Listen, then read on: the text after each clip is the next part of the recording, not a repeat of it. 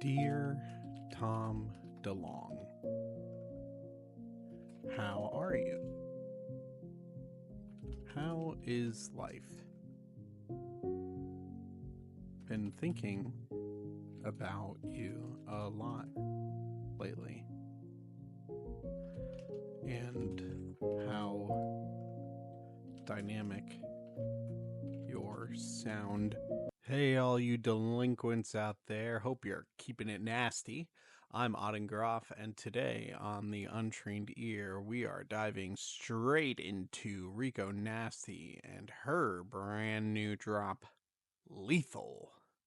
Let's do it. This project comes from American singer, songwriter, rapper Maria Cecilia Simone Kelly, also known as Rico Nasty. This is her third studio album. This piece boasts a plethora of genres from hip hop to rap, pop, hyperpop, glitch pop, punk rock, metalcore, and there is even a teeny tiny little splash of indie. This album, as always, boasts a loud production style and very brief track run times. In a lot of ways, I think it embraces the truest spirits of the foundations of the hyperpop genre in particular. I think it's a commentary piece on that. I think this definitely cranks the pieces of what defines a genre up to 11 and then hyperfixates on them. Although, admittedly, at times this is only on the surface front of these tonal fixtures. I think that Rico is in her prime and shining best when she is honing in on all of these elements and really slamming the production up to 9,000 decibels and blasting it into your ears. And she does that a ton on this album. I want to open that conversation up by saying that I had a lot of tracks initially that I wanted to talk about on this album breakdown. However, I don't think either of us want to sit here and do this for 40 minutes. So I decided to trim some of that back. And we are going to keep it succinct, and we're going to talk about my absolute highlights on this album. So we're going to start that off with Butterfly Kisses. This is, I think, distinctively the most hyperpop influenced track on the album. There's a super loud, glitchy, speedy mix to the production. I love the pullback that happens to these airy vocal samples that come across, especially the choruses and the pre-choruses to this piece. You also get this keyboard progression that's almost reminiscent of like an ice cream truck sample. And overall, this is just a very glitzy, like bubblegum track that is just super fun and again, just glitch pop, hyper pop coded. I think that it really just blasts it in your face as much of the album does and is very powerful. Going into Smoke Break Blind on this album is nothing short of an experience. This is during what I deem the punk slash metalcore phase of the album as it is spread across several tracks. This track in particular sounds very much like a blend of Avril Lavigne and Linkin Park, more vintage Linkin Park.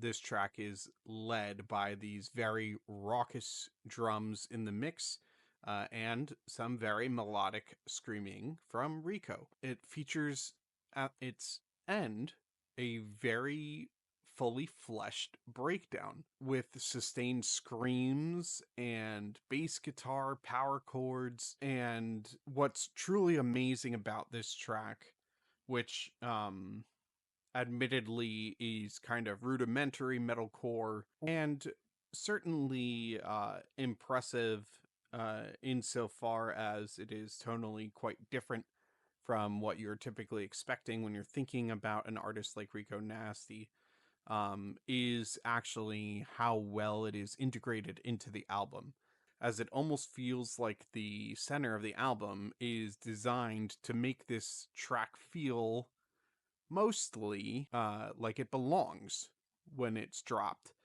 as the album kind of bridges and transitions you over the course of about 2 tracks more and more extremely towards the sound that this piece brings in, as the tracks leading up to it are more and more sonically harsh leading in, with Rico slowly getting more gritty with her vocal progressions and even like getting more screamy on the track just previous to this one. And then transitioned you back out with a pop punk track to follow immediately after in Crash, another track that is well done in its own regard. That I think is such a nice, sonically safe transition out that it makes all of it flow and jive so well. I think this is a testament to Rico and her team's understanding and belief in album progression and cohesion. And I am, I think it's a plus that they were willing to do something like this instead of just saying screw it, we want Smoke Break in the album, let's just drop it in there and see if it works. This is exactly the kind of thing you want to do when you want to take a risk on a track like Smoke Break, which I think stands out and is a big plus on the album because it's introduced in the way that they introduce it. Coming into Crash, another track that I was very impressed with. This has a very Blink 182 pop punk style to it. There's cruising electric guitar with a much more melodic, sustained vocal sound coming from Rico. It almost kind of emulates the Tom DeLonge type delivery of Blink 182 in some ways. It's a very chilled out track, but it acts like I was talking about, a genre bridge from Smoke Break back into the R&B rap glitchcore kind of aesthetic that pervades the majority of this album. It also just sits honestly quite well on its own as a single, and it advertises another side to Rico that is such an interesting, I think, hypothetical for listeners. What would a Rico Nasty pop punk album look like? After a track like this, I think there's more promise to a sound like that from her than anybody could have possibly anticipated. I think that this track is much more welcome than I know I would have expected going into the project. So to me, Crash is a resounding success. I'm also a massive fan of Smile. In this track, it's another mix up for Rico in that we're getting basically an indie ballad piece, which is totally out of left field for this artist. It's obviously dedicated to her son, Cameron. And this track, I think, is a validation of just how much vocal control this artist really can tout. You have airy vocals, you have breathy vocals, you have transitions in range from extremely low in the progression to extremely high across the track.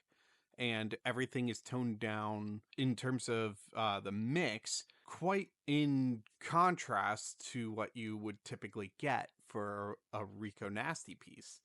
I think that the mix overall is just much more natural sounding, with more of a traditional band vibe kind of standing behind Rico.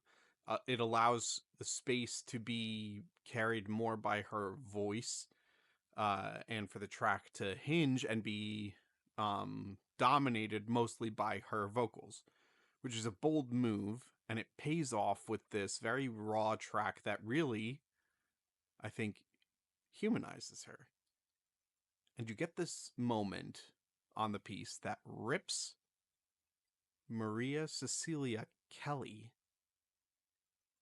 away from Rico Nasty, the character. And it gives the listener a chance to connect with her for just a moment. And you feel like the dynamic is just different on this piece. It just feels special. And I think that for an artist like Rico Nasty, this is who's so dynamic and known for being absolutely not this, to then turn around and break that rule and inject it, I think they picked the right moment on the right album in the right spot and it was well executed and pays off in exactly the right way. As much as I hate to say it, this album is not free from criticism. All of it basically hinges on one single track for me, which is Say We Did. I really feel like this album, at least from my perspective, was almost perfect, with the exception of this track, which was not bad, but I found it to be extremely mid. The mix, I think, was really underdeveloped for a Rico track. The vocal trick that she uses with kind of the buffed out voice that is kind of jaded and damaged and blown out. I don't think it pans out very well, and it's not very delectable on the track. It's got a little bit of a hook to it because it's a Rico vocal trick, and those are just naturally, they have hooks to them. She's very much like Dorian Electra, I think, in that way. I can give props to the transition out of the track, but only minorly. Even that was a little bit jarring in and of itself. I found myself, and I listened to this track like 3 or 4 times trying to see if I could find an angle for it, because I hate that I'm taking points in my mind off for this track, but I just can't find a way to justify it. I think that the album would be better without it. If I could have one wish granted, it would be to delete this track from existence. And so it is with all of that in mind that when I think about a baseless rating for Lethal by Rico Nasty, I would have to give it a nasty 9.99.